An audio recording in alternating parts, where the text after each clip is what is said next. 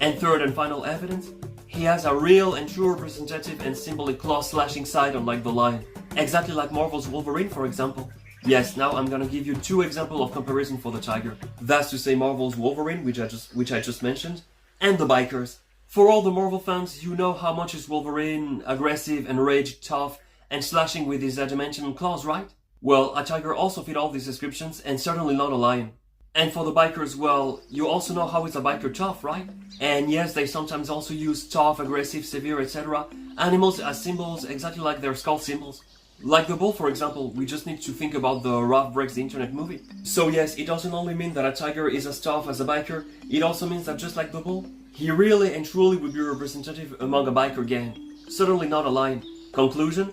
The tiger is really and truly comparable to Marvel's Wolverine and to a biker in all these descriptions about them I just listed. Certainly not a lion. And by the way, remember when I told you the tiger was the feline counterpart of the bull among the cattle? Well, if you want to know who are the cattle counterparts of the lion, well, they're simply the bison and muskox. Because just like the lion, they also both have big piles of hair. There's yet another thing that makes the tiger superior to the lion.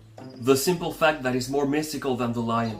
Yes, you heard me well. You only need to look at his aspect to see that he's really mystical unlike the lion.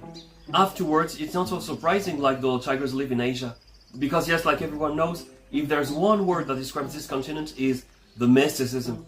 I'd also like to tell you that with everything I told you about the lions compared to the tigers, well, I can definitely tell you that yes, it also means that if I'm in front of a tiger, I would be much more afraid than if I was in front of a lion.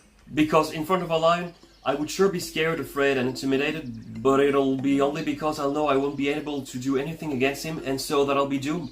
But in front of a tiger, with everything I told you about him compared to a lion, I think you already know why I would be more scared, afraid and intimidated, won't you?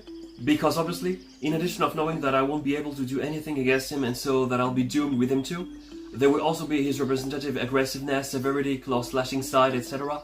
I talked to you about several times in this video. That would all be expressed in front of me. Alright, so those were all the explanations I wanted to give you to show you why is the tiger who should be the most appreciated feline in the world, and certainly not the lion.